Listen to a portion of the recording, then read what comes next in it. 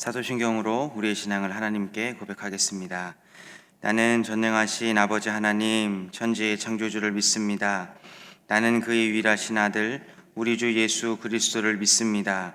그는 성령으로 잉태되어 동정녀 마리아에게서 나시고 본디오 빌라도에게 고난을 받아 십자가에 못 박혀 죽으시고 장사된 지 사흘 만에 죽은 자 가운데서 다시 살아나셨으며 하늘에 오르시어 전능하신 아버지 하나님 우편에 앉아 계시다가 거기로부터 살아있는 자와 죽은 자를 심판하러 오십니다. 나는 성령을 믿으며 거룩한 공교회와 성도의 교제와 죄를 용서받는 것과 몸의 부활과 영생을 믿습니다. 아멘. 찬송가 528장입니다. 찬송가 528장 예수가 우리를 부르는 소리, 우리 하나님께 찬양 올려드립니다.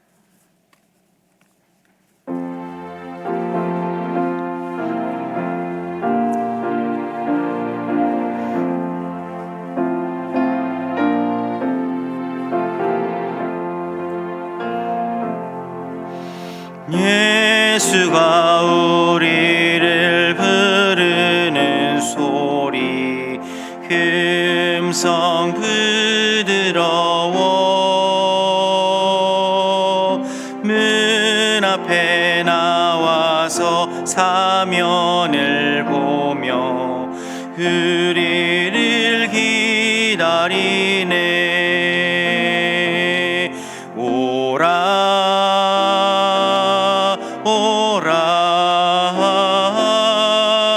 방황치 말고 오라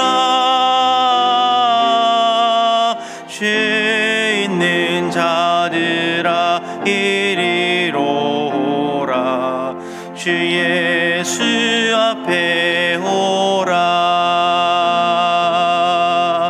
간절히 오라고 부르실 때에 우리는 지체하랴. 주님의 은혜를 왜 아니 받고 못 들은 채 하려나. 오라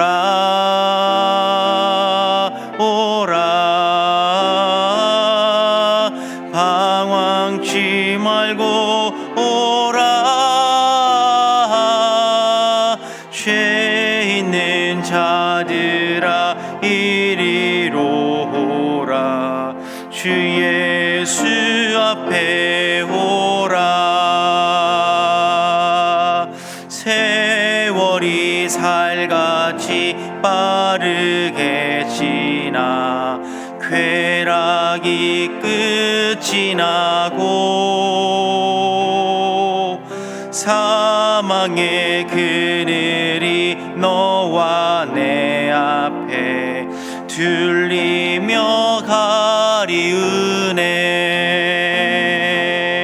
오라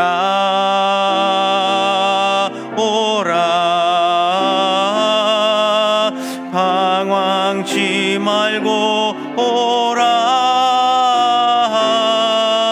죄 있는 자들아 이리로 오라 주 예수 앞에 오라. 우리를 위하여 예비해 두신 영원한 집이 있어. 죄 많은 세상을 떠나게 될 때 영접해 주시겠네. 오라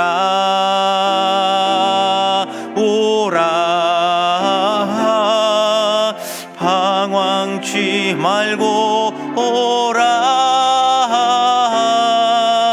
죄 있는 자들아 이리로 오라 주 예수 앞에 오라. 아멘. 오늘 우리에게 주시는 하나님의 말씀은 누가복음 15장의 말씀입니다.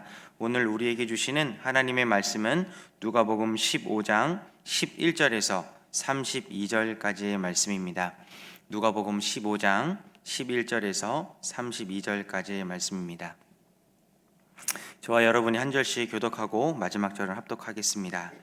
또 이르시되 어떤 사람에게 두 아들이 있는데 그 둘째가 아버지에게 말하되 아버지여 재산 중에서 내게 돌아올 분깃을 내게 주소서 하는지라 아버지가 그 살림을 각각 나눠 주었더니 그 후 며칠이 안 되어 둘째 아들이 재물을 다 모아 가지고 먼 나라에 가 거기서 허랑방탕하여 그 재산을 낭비하더니 다 없앤 후 그 나라에 크게 흉년이 들어 그가 비로소 궁핍한지라 가서 그 나라 백성 중 한 사람에게 붙여 사니 그가 그를 들로 보내어 돼지를 치게 하였는데 그가 돼지 먹는 쥐염 열매로 배를 채우고자 하되 주는 자가 없는지라 이에 스스로 돌이켜 이르되 내 아버지에게는 양식이 풍족한 품꾼이 얼마나 많은가 나는 여기서 주려 죽는구나. 내가 일어나 아버지께 가서 이르기를 아버지 내가 하늘과 아버지께 죄를 지었사오니 지금부터는 아버지의 아들이라 일컬음을 감당하지 못하겠나이다.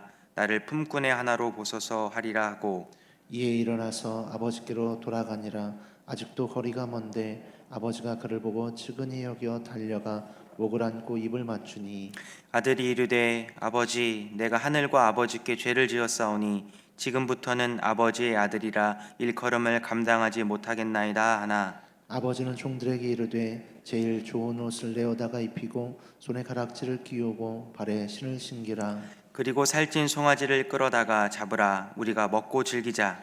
이 내 아들은 죽었다가 다시 살아났으며 내가 잃었다가 다시 얻었노라 하니 그들이 즐거워하더라 맏아들은 밭에 있다가 돌아와 집에 가까이 왔을 때에 풍악과 춤추는 소리를 듣고 한 종을 불러 이 무슨 일인가 물은데 대답하되 당신의 동생이 돌아왔음에 당신의 아버지가 건강한 그를 다시 맞아들이게 됨으로 인하여 살찐 송아지를 잡았나이다 하니 그가 노하여 들어가고자 하지 아니하거늘 아버지가 나와서 관한대 아버지께서 대답하여 이르시되 내가 여러 해 아버지를 섬겨 명을 어김이 없거늘 내게는 염소 새끼라도 주어 나와 내 벗으로 즐기게 한 일이 없더니 아버지의 살림을 장녀들과 함께 삼켜버린 이 아들이 돌아오매 이를 위하여 살찐 송아지를 잡으셨나이다 아버지가 이르되 너는 항상 나와 함께 있으니 내 것이 다 내 것이로다.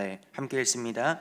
이 내 동생은 죽었다가 살아났으며 내가 잃었다가 얻었기로 우리가 즐거워하고 기뻐하는 것이 마땅하다 하니라. 아멘. 이것은 하나님의 말씀입니다. 잠깐 기도하겠습니다. 사랑의 하나님 은혜를 감사합니다. 오늘도 주의 은혜 가운데 하루를 당신의 말씀과 기도로 시작하려고 합니다. 주님 이곳에 오셔서 우리의 마음과 생각을 만져주시고 우리의 육신을 고쳐주실 뿐만 아니라 우리가 행할 바 하나님을 향한 마음과 중심과 태도 또한 변화시켜 주시옵소서. 오늘 주님의 전에 나올 때 하나님께 감사 헌금을 올려드립니다. 주님의 은혜에 감사합니다. 하나님의 은혜에 감사합니다. 1,000번째 예물도 하나님께 올려드립니다. 우리가 드린 이 모든 물질을 받으시고 또한 우리의 시간과 정성과 중심을 받으시고 이 모든 것들을 통하여 하나님 나라가 이 땅에 가까이 오는 복의 통로로 사용하여 주시옵소서. 특별히 오늘도 주의 말씀을 듣습니다. 이 말씀을 듣고 행할 수 있는 참 믿음을 허락하여 주셔서 우리를 통하여 하나님 영광이 드러날 수 있게 은혜 베풀어 주시옵소서. 감사드리며 살아계신 예수님의 이름으로 간절히 기도드립니다. 아멘. 오늘도 이 새벽에 오신 여러분들께 하나님의 은혜와 평강이 함께 하시기를 간절히 축원드립니다. 네, 담임 목사님께서 3차 백신을 맞으신 후에 지금 컨디션 조절차 지금 잠깐 가정에서 예배를 드리고 계십니다. 담임 목사님을 위해서 기도 부탁드립니다. 오늘은 계속해서 누가복음 15장 말씀을 함께 나누고자 합니다. 세리와 죄인들이 예수님의 말씀을 듣겠다라고 예수님께 지금 모여 있습니다.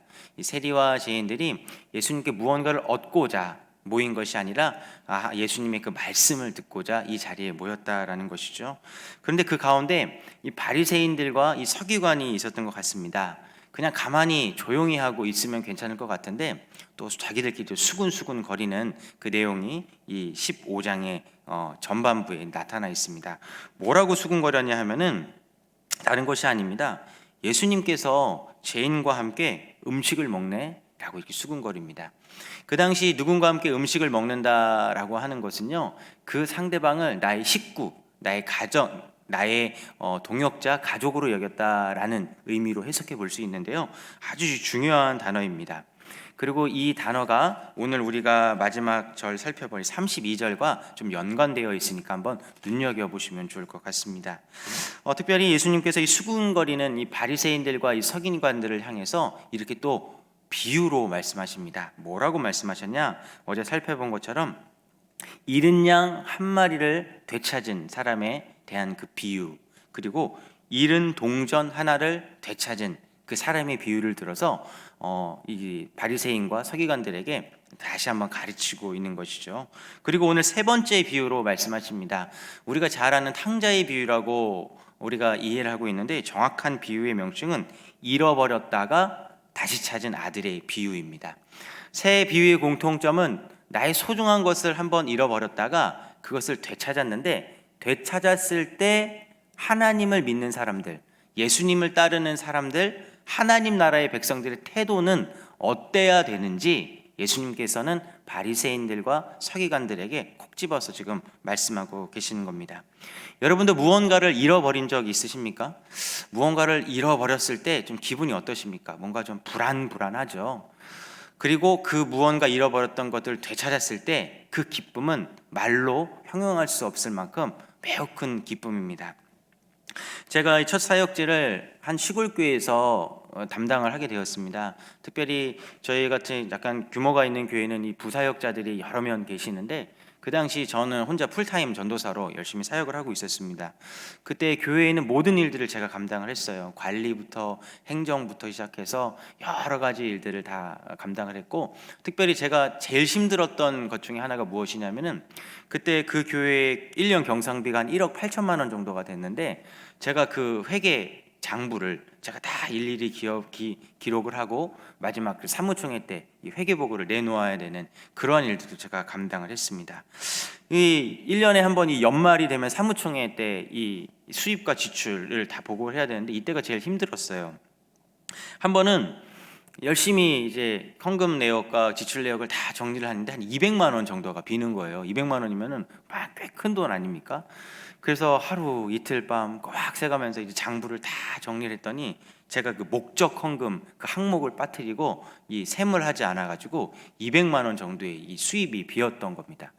근데 이틀 정도 밤을 새고 그 잃어버렸던 그 200만 원에 대한 그 출처를 딱 찾게 되었을 때, 그 빼앗을 수 없었던 그 기쁨, 이제 잠을 제대로 잘 수 있겠구나라는 그 환희는 아직도 잊지 못합니다. 여러분, 어제도 그랬지만 오늘도 이 바리새인들과 이 서기관들에게 동일하게 말하고 있습니다. 잃어버린 것을 찾는 기쁨을 회복하라라는 것이죠.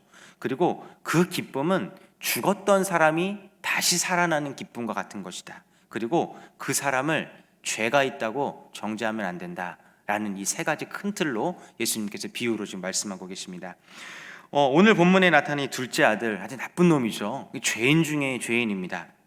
12절 말씀을 제가 한번 읽어드리겠습니다. 그 둘째가 아버지에게 말하되, 아버지, 재산 중에서 내게 돌아올 분깃을 내게 주소서 하는지라. 아버지가 그 살림을 각각 나눠 주었더니, 12절을 미루어 봤을 때 이 둘째 아들은 정말 나쁜 놈입니다. 보통 유산은 아버지가 돌아가셨을 때 받는 것이 유산 아닙니까? 지금 아버지가 살아계시고 지금 멀쩡하시고 정신이 또렷하신데, 이 둘째 이 아들, 이 나쁜 놈이 아버지에게 가서 얘기합니다. 아버지, 유산을 나눠주세요 라고 얘기하는 거죠. 이 말이 무슨 말입니까? 아버지 좀 빨리 좀 죽으세요 라는 이 말이죠. 이러한 구절로 미루어 봤을 때 이 둘째 아들은 지금 엄청난 죄를 지금 짓고 있는 것입니다. 그리고 15절에 이렇게 기록되어 있습니다. 가서 그 나라 백성 중 한 사람에게 붙여 사니 그가 그를 들로 보내어 돼지를 치게 하였는데, 지금 이 둘째 아들이 자기가 물려받은 유산을 다 정리해서 지금 다 탕진한 이후에 지금 아주 궁핍화가 됩니다. 그리고 나서 돼지 치는 일을 지금 시작을 하게 되죠. 그 당시 돼지는 부정한 짐승으로 여겨졌기 때문에 이 돼지를 치는 사람 혹은 돼지를 먹는 사람도 정결하지 못한 사람, 좀 죄인 취급했던 것 여러분들 잘 알고 계시지 않습니까? 이 둘째 아들은 지금 이러한 죄인의 모습으로 살고 있다는 겁니다. 그리고 더 기가 막힌 것은 바로 15절에 나타난 이 내용입니다. 그 나라 백성 중 한 사람에게서 붙여 사니, 이 그 나라라는 것은요 지금 이스라엘 땅이 아니라 그 이방 나라를 의미하는 거거든요. 그 나라의 백성 중에 돼지치는 주인 밑에서 지금 돼지치는 일을 하고 있다는 거예요. 그 당시 이방인들을 정말 개처럼 여겼는데, 이 이방인 밑에서 돼지를 치는 천한 일을 하고 있었기 때문에 이 아들은 더 이상 유대인의 신분을 회복할 수 없는 나락으로 떨어진 그 신분의 모습을 지금 보여주고 있다는 겁니다. 그런데 이 죄인을 대하는 태도가 너무나도 다릅니다. 이 둘째 아들이 죄인이 되었지만 이 죄인을 대하는 아버지의 태도와 첫째 형의 태도가 너무나도 다르다는 겁니다. 우리가 잘 알다시피 이 아버지는 하나님을 뜻하고요, 그 첫째 형은 이 세리와 이 죄인들이 아니라 바리새인들과 그리고 서기관들을 뜻하는 것 아니겠습니까? 아버지의 태도가 어떤 태도인지 우리가 한번 살펴볼 수 있습니다. 우리 20절 같이 한번 읽어보겠습니다. 시작.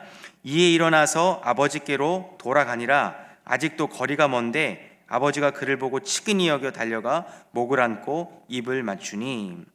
여기 아직도 거리가 먼데, 지금 둘째 아들이 돌아오고 있는 그 모습을 지금 먼 거리에서 지금 바라보고 있는 것입니다.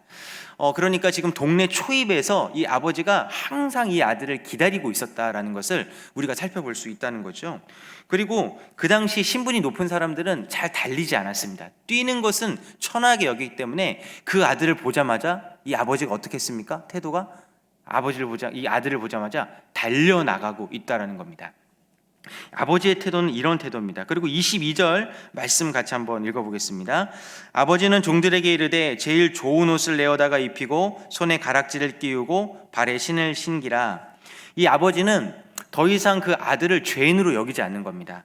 여기서 제일 좋은 옷을 입히고 손에 가락지를 끼우고 특별히 발에 신발을 다시 신겼다라는 그 의미는, 너는 더 이상 죄인과 종의 신분이 아니라 나의 아들, 원래의 신분으로 회복시켜주겠다라는 아버지의 의지적인 표현이 지금 22절에 녹아있는 겁니다. 그리고 더 중요한 거는 23절과 24절입니다. 제가 한번 읽어드릴게요. 그리고 살찐 송아지를 끌어다가 잡으라. 우리가 먹고 즐기자. 이 내 아들은 죽었다가 다시 살아났으며 내가 잃었다가 다시 얻어노라 하니 그들이 즐거워하니라. 잔치를 엽니다. 그리고 이 아버지가 선포한 이 대명사가 아주 중요한 단어입니다. 바로 24절에 내 아들이라고 성경은 기록하고 있습니다. 아버지에게 있어서 이 둘째 아들은 더 이상 죄인이 아닙니다. 아버지에게 불효를 저지른 죄인이 아니고요, 정결법을 어기고 돼지를 치는 그러한 불결한 사람이 아닙니다. 그리고 이방인 밑에서 일을 하는 더러운 사람이 아니라, 이 사람은 죄인이 아니라 내 아들이다 라고 지금 선언을 하고 그렇게 지금 부르고 있는 것입니다. 그런데 우리가 살펴보고 싶은 거는 이 첫째 형의 태도를 우리가 한번 살펴보고 싶습니다. 28절에 이 형이 어떻게 이야기합니까? 28절에 한번 제가 읽어드릴게요. 그가 노하여 들어가고자 하지 아니하거늘 아버지가 나와서 권한대.